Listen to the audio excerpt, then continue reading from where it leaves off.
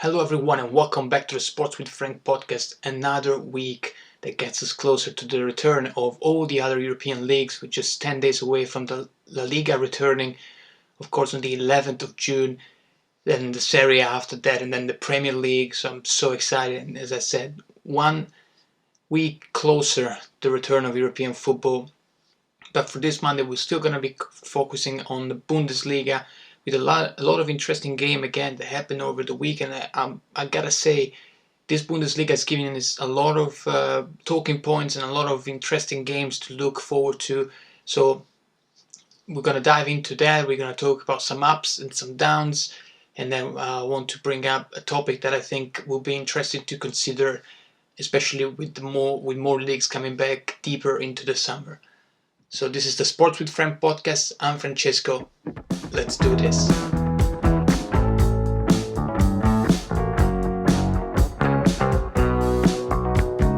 Another week gone, another Bundesliga set of games behind us. Of course, there's one game left this evening, but we're going to be mainly talking about the ones that have happened over between Friday and Sunday. We're going to dive in right away with some stocks up and stocks down. First stocks up of the week is definitely Hertha Berlin. A team that's been impressive, to be honest. It's been impressive because this is a team that before the break due to coronavirus, they were not doing great. They already had 3 coaches on their bench, and they put a 4th in during this coronavirus forced break. And Labadia has come in and has been impressive for what the team has produced, for the way they've been able to play even against bigger teams, and especially for the kind of, they benched their best striker, in my opinion, in Christopher Piontek that came over from Milan during winter. They put in Ibisevic, a 38 years old striker that's been a massive staple in the Bundesliga for years, but it's been consistent over and over, and it's still doing so for Hertha at this time. It's still at his age impressive how well he fits in this team and how well he plays for them. So that's definitely something that Labadia has been able to do. So to use the players he already had, especially the ones with experience, mixed with a lot of young players as well, to make out a team that's been doing very well since the return of the Bundesliga. This team has won 3 games and drew 1 game, and that game was against Leipzig. So, not the easiest of games to play. It was a 2-2 draw just this week, the game they played during the week. And I watched that game, and it was, pretty impressive to what they've been able to do. A team that before the break was, deep down the table. They were very close to the relegation zone, and they're now only 4 points behind Wolfsburg to get to a place in Europa League. And this is something that's definitely, something that people have to look at pretty closely, because this is a team that, has a lot of history, and they haven't been doing great lately since coming back to the Bundesliga. But this year it seems like with Labadia, one of the, the best coaches in the history of the Bundesliga in terms of wins. He's the second winningest coach that's currently coaching in the Bundesliga. So, this is a guy that knows how to get the job done. And they have a lot of games, critical games coming this week and in the following weeks. And spoiler alert, we'll be talking about the game they have coming this Friday, when we're going to be covering Game of the Week. I don't want to tell you much more about this, but they're going to be involved in my Game of the Week next Friday. So this is a team that definitely deserves to be looked at as a surprise, and a team that's been able to turn it around completely, 360 degrees over the course of the break. Labadia has been doing great. Even if the season's finished tomorrow, he's gonna be confirmed as the coach for this team going forward. As I said, a team that had changed with Labadia 4 coaches in a season. That's something that I never heard of. And it's gonna be interesting to see if they manage to get to a Europa League spot. As I said, only 4 points behind Wolfsburg. And in my opinion, a team that has what it takes to get there, and it's consistent enough over the course of these 4 games, has been showing pretty consistent signs. Now the question is, can they keep it up? Because with these close games, it's going to be interesting to see what teams can actually keep the form up and which teams will fall But nonetheless, a team that I wanted to bring out today because it's not talked about as much, in my opinion, compared to what they've been doing since their return 3 weeks ago. So big up for Hertha Berlin this week. Definitely my first stock up of the week. Now let's get to some stocks down, and that's Schalke. We talked about this team over and over during the course of this podcast because when I was growing up, Schalke was one of those teams that, represents an important part of German football. This is a team that had a lot of, good players in their ranks. Just lately, Raúl, Huntelaar, José used to play for Schalke as well. This is a team that, in my mind, is always going to be one of the elite teams in the Bundesliga, but very similar to what other important teams have done across Europe. You could say AC Milan or Manchester United, those historical teams that haven't been able to, keep it up lately in the past few years. Let's say, Schalke was in 2011. They were one of the semi-finalists, I believe, of the Champions League that year. So, it's only 9 years apart, and this team is it's been completely destroyed. I don't see any intriguing players up front for a team that's always had, very good players playing in the offensive side of the ball.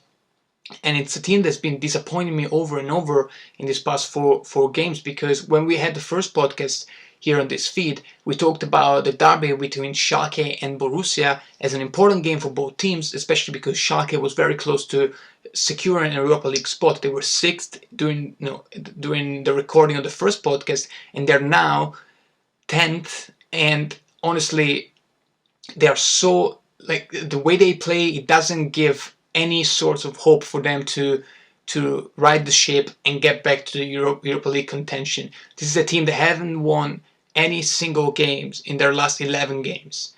They haven't won in 11 games, and that's something for a team like this that, in my opinion, should be very worrying. And a team that, at the end of the day, started the season with much higher expectations. This is a team that went into the season with a relatively young team, but with good promises. They brought in young talent from Barcelona, of course, with Todibo and Miranda. Two guys that in theory should have a high impact on a team like this and in a league like this. They haven't been able to do so, and I don't see them, as I said, righting the ship at all. Offensively, they cannot make a play. They can't honestly have anything going for them on the offensive side of the ball. Defensively, they keep going with this 3 at the back formation that, in my opinion, is completely wrong for the players they have. I talked about this before. I don't trust that system with those players that they have around, and I believe that eventually either they change the way they put the team on the pitch, or they're going to keep falling and falling. As of right now, if I were a Schalke supporter, I would just hope that they manage to stay up, because with this, falling like this, it's something that if you don't find a way to reverse that, it's not crazy to think that Schalke could get actually caught up in the relegation zone. As I said, they're 10th in the league now, and the teams at the bottom, they're winning and they're performing well. And as I said, I wouldn't be surprised if we are talking about Schalke being close to the relegation zone in about 2 or 3 weeks. So a big faller of the week, stocks down for Schalke.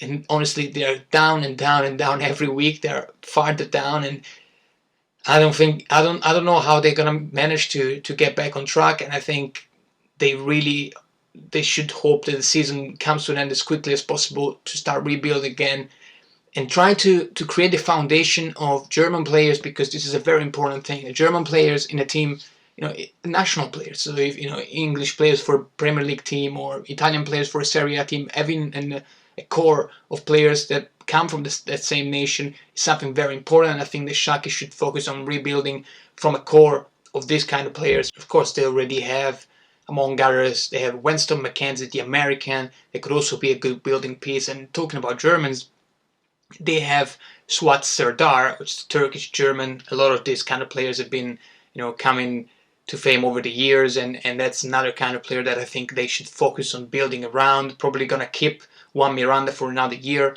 according to reports. Of course, their keeper Nubo is gonna go to Bayern Munich on a free transfer. So this is a team that has some pieces, but honestly needs a lot more to stay relevant and be able to make an impact in next year's Bundesliga. And now for the last stocks up of the week, that's Werder Bremer. Werder Bremer is a team that, very much like Hertha Berlin, they were not doing well before the break. We're a team that, another historical team. This is a team that, when I talk about Werder Bremer, I associate it with a lot of other, German teams that, besides Bayern, have made the history of this league, and that's, Hamburg or Stuttgart. Those are two teams that, by the way, they're now in the Zweite Bundesliga. They're probably going to be promoted. Hamburg is second and Stuttgart is third, and they're just, switching place every week. So at least one of them will probably come up right away, and the other one will play, in the playoff against the third worst team in the Bundesliga. How, that's the formula there for the third promotion. But regardless, those are two teams that, very much like Werder Bremer, have been historical for this league, and they're now in the Zweite Bundesliga. And to be honest, I thought before the break that Werder was gonna follow the same path and be relegated. However, it seems like there are two different teams. There's a team before COVID-19 and a team after COVID-19. This is a team that has a lot of interesting pieces. To be honest, I think for the talent they have, this team hasn't been performing as much as they could have, because they have Resurgence, the American striker, that in my opinion is a very good player and a lot of hopes there. He's only 19 years old. They have Rashica, that it's one of those players that don't get recognition by fans, or people that don't really watch the league as much compared to other young talent like Havertz or Sancho. But Rashica, in my opinion, is a very promising player. He's a Kosovian offensive midfielder. He has been playing striker for Werder lately, as I said, in a pair with Resurgence. But this is a very interesting player. He's so quick, and he has this ability to kick the ball with both feet that's really impressive, in my opinion, for a guy that hasn't been talked about much. So when you see him play, you kind of get amazed by how good he plays and how good of a player he is, without getting fame like other players of his age. And overall, this is a very well coached team. Koffet has been surprisingly good as a coach after the break. This is a team that before the break was deep down, apart from Paderborn, they were the worst team, worst defense. But since coming back, this has been a very interesting team. And what he did, he basically decided to put all his talent in the team at the same time. This is very much similar to what I talked about last week with the positionless players, and the fact that coaches tend to go for talented players over position, stereotypes. So this is what he's been doing. This is a guy that decided to put all this best talent in there. Resurgence and Rashica. He benched Schalke, that has been the best striker for them over the first part of the season. He's on loan from Hertha Berlin, but he is a guy that he's not under long-term plans. So he decided, let's go with Resurgence, a guy that's belongs to our team. He has more talent. We're gonna put him in, and he's been doing very, very well. And the overall, Pavlenka, the keeper, I think is a very underrated keeper. They have Eggestein, the two brothers, also very, very young and good German players that I think will make a name for themselves. And overall, it's a team that, in my opinion, doesn't deserve to be relegated. First, for the time they have, and secondly, for what they've been doing in terms of performing after this break. So I think they have a game in hand. They're gonna be playing that on Wednesday against Frankfurt, another team that's been in a bit up and down this season in general, and especially is in this new part of the season after COVID-19. And I think that this is going to be an interesting game. If they win, they can pull out of the relegation zone all at once. They will get the same point as Mainz, that it's now the fourth worst team in the Bundesliga. By winning this game, Werder will get their tie with Mainz. Now, of course, we know that in the Bundesliga, the decisive factor when two teams have the same amount of points is their goal difference. Werder is quite low in this category because of the bad defense, so they will still, occupy the close to relegation zone spot. But at the end of the day, once you're there tied, then it's all to play for. So it's going to be a game that I'll be watching closely, because I think Werder will give a pretty strong performance like they've been doing since the return of the Bundesliga, and we'll see if they manage to get out of that second to last spot, get over Fortuna Düsseldorf, get closer to Mainz, and eventually, save their season and stay in the Bundesliga. Because I think with the talent they have, this is a team that if they manage to get, to stay in the league this year, they can build around this young talent that they have. And I think Rashica is a kind of player that people should look at more closely than what they've been doing, because I think he has a lot of potential going on there. Well, those were the stocks up and stocks down for the week that just passed. As I said, another game going on tonight with Leipzig that's going to be playing against Cologne in Cologne. But overall, a very fun week, and another one in the books. And we're going to have another one coming up on Friday, so that's going to be interesting as well. But now I just want to focus on something that after 4 games in the Bundesliga, I think deserves to be talked about. And that's the ability of teams to play so many games in such a short amount of time. Now, we saw that after COVID-19, there has not been many consistent teams across this league. If you take out Hertha, we talked about it already, and then you take out Bayern because of their high level. Even Dortmund hasn't been as consistent, because if you look back, their first game, domination against Schalke, the opponent wasn't as good to be a valuable, to have Dortmund put up a valuable effort against them. Then they won against Wolfsburg, but that game, again, we talked about it last week, it was okay. Wolfsburg is a good team, but Dortmund didn't really shine that much. I mean, they managed to win 2-0, but at the end of the day, it wasn't a great game for them. Then they played against Bayern. I was so disappointed by their performance. I don't think they played well, and I think they didn't prepare for this opponent as well as they could. They just went into the game with the idea of defending themselves and attacking the counter-attack, but that's definitely not how you would prepare a game against Bayern if you prepare properly. So overall, even a team like Dortmund wasn't really as good as they could have been over the span of those 4 games. And then all the other teams like Leverkusen or Mönchengladbach, they win a game, they lose a game, they win a game, they lose a game. It's all up and down. And I think this is probably something that we'll be seeing very much in other leagues as well. The Liga, the Premier League, the Serie A. When they all come back, we're going to see more and more of this. And I think that it's something that's going to be critical, because all those leagues have a lot of teams that are fighting for certain positions. I mean, apart from the Premier League, which, it's the Liverpool title, they're probably going to win after a couple of games, so they won't really, there it's not going to be much of an impact. But if you look at other leagues, like the Serie A or La Liga, like the fact that certain teams may be up and down over the course of the next month and a half, it's going to make a lot of difference in terms of who wins titles or who qualifies for Champions League spots, who gets relegated. Like if you look at Germany, I mean, take out Schalke, they've been doing awfully, and Paderborn, another team that's probably already with their head in Zweite Bundesliga.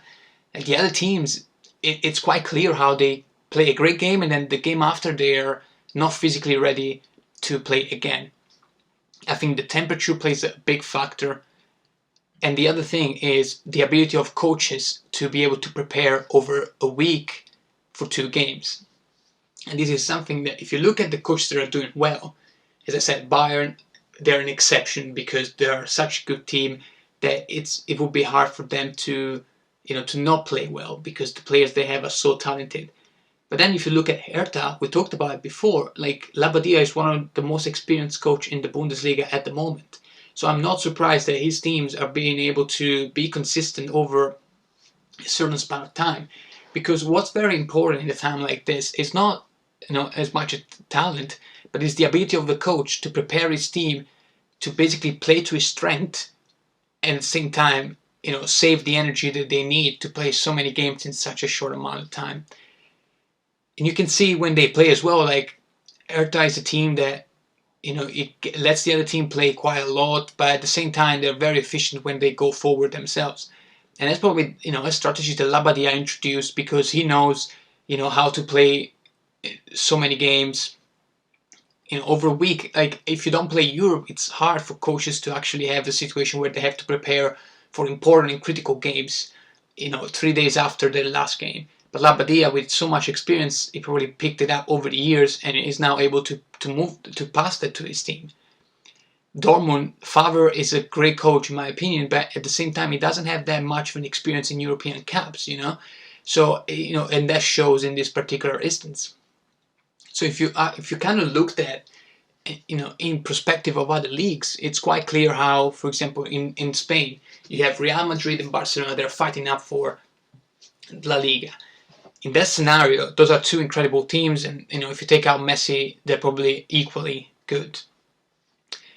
But then you have to go into how well can the coach prepare this team for playing closely one game to the other.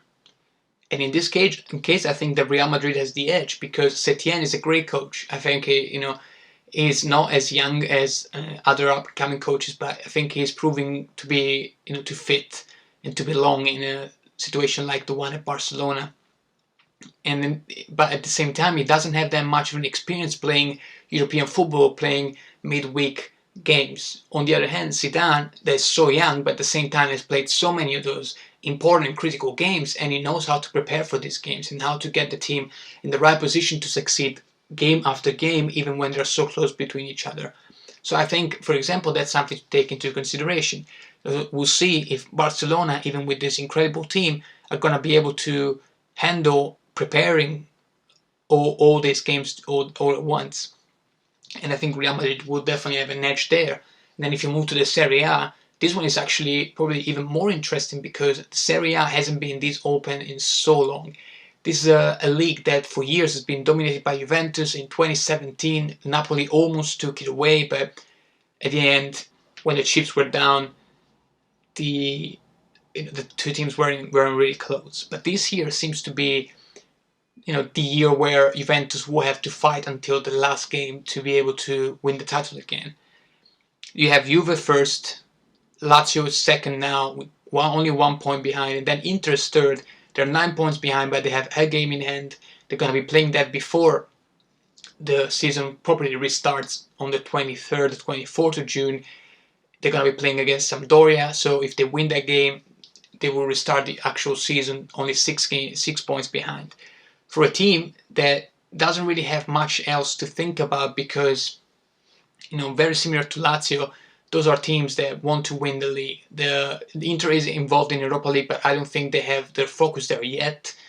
And I think they're going to be doing everything they can to get back to Juve. And honestly, I don't believe that Lazio is the main opponent in this race for Juventus. I think that Lazio are not a team that's ready to play so many games at once. This is a team that over the years have been playing Europa League football and they never gave it any importance. It was clear how they didn't care. They would play their second strings. They wouldn't really prepare for games, and that's why they, sometimes they got knocked out by teams that were definitely inferior, but they prepared much better for that single game. So I think Lazio with this specific format are gonna be, they're not gonna do well, and they're gonna regret that they didn't manage to have enough preparation for this particular part of the season. While Inter, I think with a coach like Antonio Conte, a guy that's so methodical and so much attention to details, he's gonna be the X factor for Inter that, in my opinion, are gonna be fighting for the title until the last game with Juventus. Juventus is a team that has so many players in there, has so many good players. Compared to the other teams in the Serie A that are fighting for the title, Juve has basically 2 starting 11s that could compete for a Serie A title. But at the same time, this is a team that has all its focus to the Champions League. Granted that European football will only come back later on in at the end of July, beginning of August. But I think it's thinkable that Juve will not be as focused on the Serie A as they normally are. I think this is a team that has decided with the arrival of Cristiano Ronaldo that their main objective is the Champions League, and I think they're not gonna care too much about the league. So I think that Inter are actually gonna have an edge, regardless of the difference in how deep their rosters are, which is something that's also gonna be important over the course of this 12 games that they have to play. But in this particular instance, it's the same as with Zidane or Labadia, like those coaches that know how to prepare a team for week-to-week basis to be as effective against that specific opponent.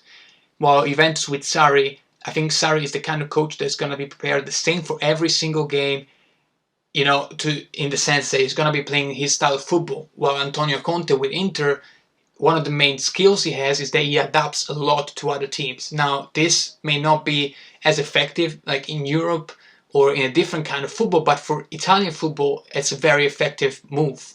A lot of teams that fight to not be relegated do that as well when they play against bigger teams. And it might be a safe move, but it's definitely something that's going to bring them a lot of points. So even in this situation, coaching will be critical.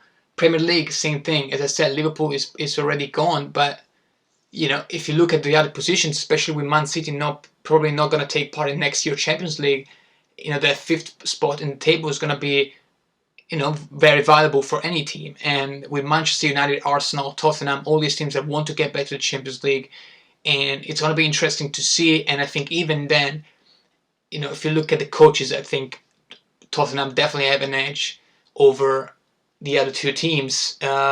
Maybe with Chelsea they could fight, a more even battle. But I think if you take United, Tottenham, and Arsenal for that 5th spot, I think Tottenham will be the team that comes out on top because they have a guy called Jose Mourinho, a guy that, let's be honest, I don't like, I never liked, and I never will like. But you can't deny that he's a good coach, and you can't deny that he knows how to prepare for every given game, for every given opponent. Tottenham may not be the most talented team, but they know, Mourinho will play his style of football that will guarantee that he makes, that plays well enough to give him a chance to qualify for the Champions League. So even then, I think what's more important with this new football that's, shaping up for the next 2 months, 2 months and a half, is the importance of coaching and the importance of being able to adapt to your opponents and prepare for every given opponent differently in a way that allows you to basically have your team ready for the opponent, but at the same time ready to kind of balance their energy over the course of different games. Because if you go all out during a game, you're not going to be able to perform 3 days later, and that's 100% what it is. If you look at Dortmund, they tried to go all out against Wolfsburg. They didn't manage to win by how many goals they wanted to, and then they come out against Bayern, and so many of their players were tired. Hakimi wasn't nearly as good as he usually is.